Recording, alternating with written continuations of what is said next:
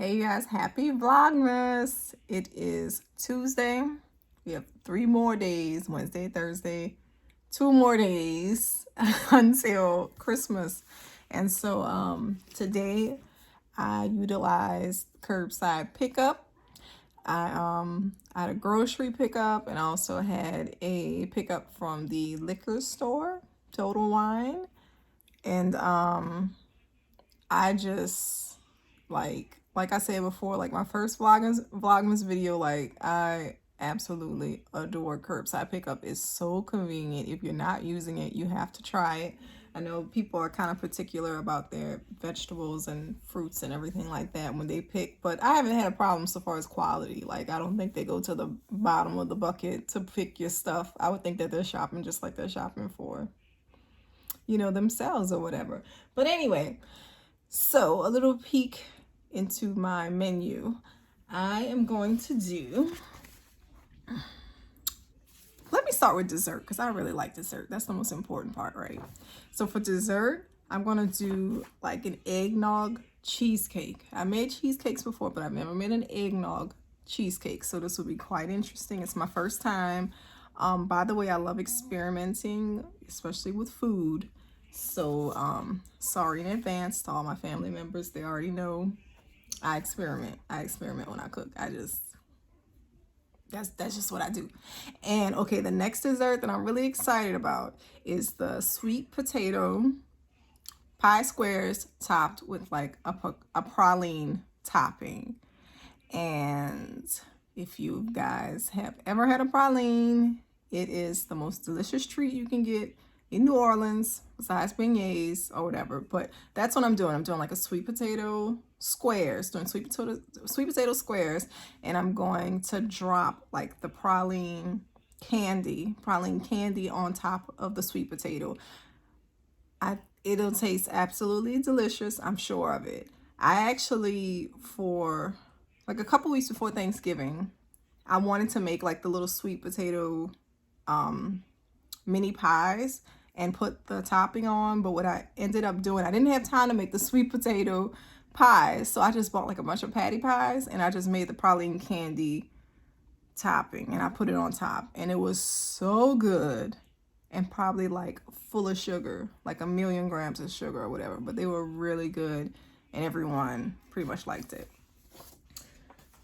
And let's see, getting into my sides, besides like a turkey and a ham, we're going to be doing a carrot souffle, and the recipe is from Piccadilly, which is like a little cafeteria style restaurant. And like that's the most, like if you type in carrot souffle recipe, Piccadilly's will come up because people just absolutely adore it.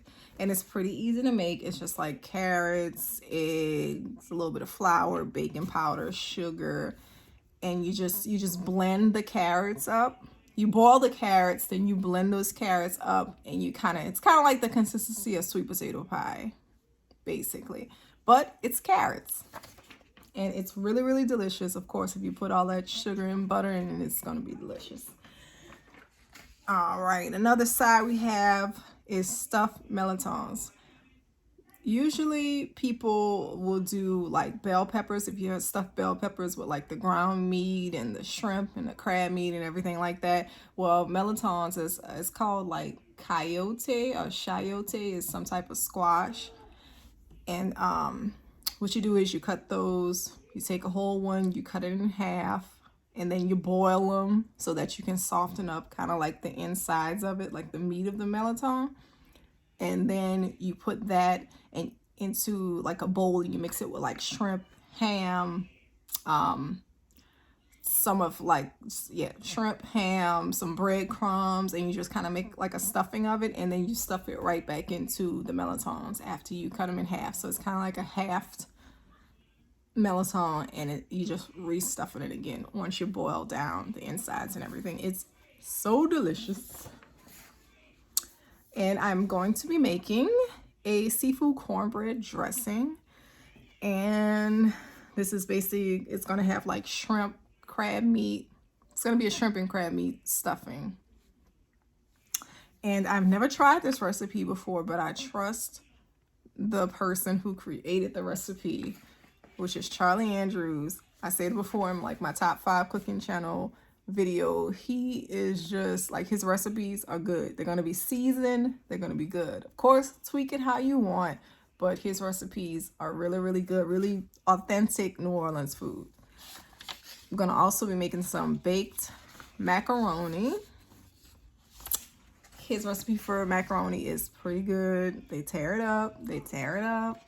So it's a good one. And finally, for my side, I'm going to make some, I've never made this before, but it's collard greens. Like, I didn't grow up eating collard greens. I don't think my husband's family cooked collard greens. He never talked about it, but you've always heard of collard greens when it comes to, kind of like soul food and some good Thanksgiving, Christmas dinner or whatever. So I'm going to give that a try. I'll try to let you guys know how that works out. But that'll be another experiment. Too many experiments on Thanksgiving, on Christmas. Too many experiments on Christmas. Yeah, I got the liquor in me. Got a little liquor. But anywho, thank you guys for watching. I really appreciate it. What are you guys making for Thanksgiving? What are you guys making for Christmas? What are some of your favorite go-to recipes? Let me know. Are you ready for Christmas? Are you guys ready for Christmas? It's like in 3 days. It's like in 3 days. Or are you kind of just like, yeah, if it happens, it happens. I'm just chilling. I don't know. You guys. I don't know what to think of it. Of course, this year has just been, it's just been one for the books. It's been a hectic year, but hopefully having that Christmas celebration will really bring people together and kind of, well, no, scratch that, because it's a pandemic. So might not want to bring people together. Yeah, that may have not been a good idea.